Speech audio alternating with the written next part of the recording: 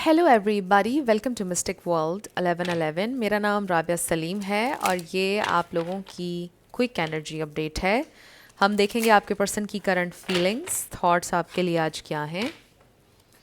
So let's see. ये बिल्कुल short reading होती है, सारे स्टार साइंस के लिए होती है। Let's find out their feelings and thoughts. So we have unexpected outcome. Things didn't go the way I planned. And then we have new chapter. I'm trying to move on. So maybe आप लोगों का ये connection ख़त्म हो चुका है और ये इंसान मूव ऑन करने की कोशिश कर रहे हैं. Unsatisfied. I wasn't happy the way things were going. So ऐसा लगता है कि मे बी ये इंसान कमिट नहीं करना चाहते थे. Self love. I am still trying to heal. Maybe उनकी ज़िंदगी में कुछ और इश्यूज भी चल रहे थे जिनसे वो हील नहीं कर पा रहे थे. There were other things. उनका पास्ट भी हो सकता है. Confusion. I feel unclear about where we stand and that's why उन्होंने ब्रेकअप कर लिया जैसे भी हुआ. And then absence. I feel like a part of me missing without you.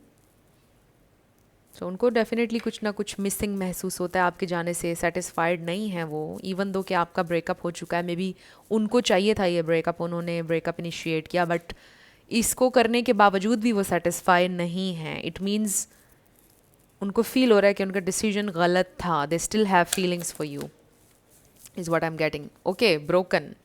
I feel shattered about this situation. Mend. I want to fix our connection. This is the thing. And then overwhelmed. The stress from this is draining me. Avoidant भी हो सकते हैं इंसान, ज़रूरी नहीं है, but tendencies हो सकती हैं उनमें अवॉइडेंट. फिर है हमारे पास डिसएग्रीमेंट्स. ऐसा लगता है कि आप दोनों की बहुत ज़्यादा लड़ाई झगड़े ऑन एंड ऑफ हो रहे थे. I wish you understood how I feel. और शायद ऐसा ही आप भी सोचते हो कि काश उन्होंने आपको अंडरस्टैंड किया होता उस वक्त. So we have space. I need more time to think. Maybe ये कहकर वो आपकी ज़िंदगी से गए कि I need more time to think. Habits. I don't know if we will ever change. फिर है हमारे पास secrets. I haven't told you everything. There is something जो उन्होंने आपको नहीं बताया है. और शायद इसी वजह से फिर उन्होंने आपसे अलहदगी कर ली. लेकिन अब वो सुपर कंफ्यूज्ड हैं. अब उनको समझ नहीं आ रहा वो क्या करें. ब्रोकन हैं, सेटिस्फाई भी नहीं हैं, और वो फिक्स करना चाहते हैं आपके साथ इस कनेक्शन को, but they don't know how. Bottom पर हमारे पास एक guilty. I feel pain from the damage I have caused. So कहीं ना कहीं उनको इस बात की रियलाइजेशन हो रही है कि उन्होंने बहुत डैमेज किया है, बहुत डैमेज किया है, और आपको हर्ट बहुत किया है उन्होंने. So detachment. I had to let this go so I could clear my mind. Yoga, exercise किसी के लिए इंपॉर्टेंट हो सकती है. forgiveness. I'm struggling to get over the past. Hope. I haven't given up on us yet. And then unfinished business. We still have things to resolve and discuss. So there are a lot of things जो उन्होंने अभी कहनी है आपको. सो I just feel कि ये जो आपका सेपरेशन का ये जो पीरियड चल रहा है ये टेम्परेरी है, ये परमानेंट नहीं है. क्योंकि अभी भी ये इंसान के जहन में कन्फ्यूजन है. एक होता है ना कि इंसान एक डिसीजन ले लेता है और फिर उसके बाद कन्फ्यूजन उसकी ख़त्म हो जाती है.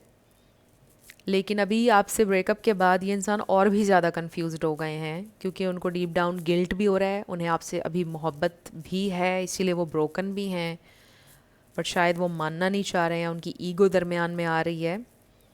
They still want you. Still उनके दिल में आपके लिए फीलिंग्स हैं, इसीलिए वो सेटिस्फाई नहीं हैं. आपसे दूर रहकर भी सुकून नहीं है उनको. If that's what they wanted.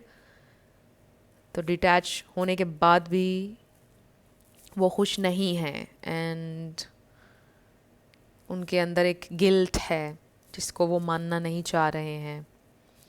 सो ये भी हो सकता है कि आप दोनों के दरमियान बहुत सारी अभी बातें हुई नहीं हैं. मतलब गोस्टिंग सिचुएशन कुछ लोगों की हो सकती है. दैट्स वाई यहाँ पर अनफिनिश्ड बिजनेस है. There is also a few things like आपकी कुछ चीज़ें उनके पास हो सकती हैं, कुछ सामान, किसी न किसी तरह आप दोनों के दरमियान कोई कनेक्शन अभी भी रह गया है और ख़त्म नहीं हुआ है. सो फ्रेंड्स, ये थी आपकी क्विक एनर्जी अपडेट. कुछ भी आपके लिए हेल्पफुल रहा मुझे बताइएगा कमेंट सेक्शन में. मैं मिलूंगी आपसे नेक्स्ट वीडियो में. Love you lots. Bye bye.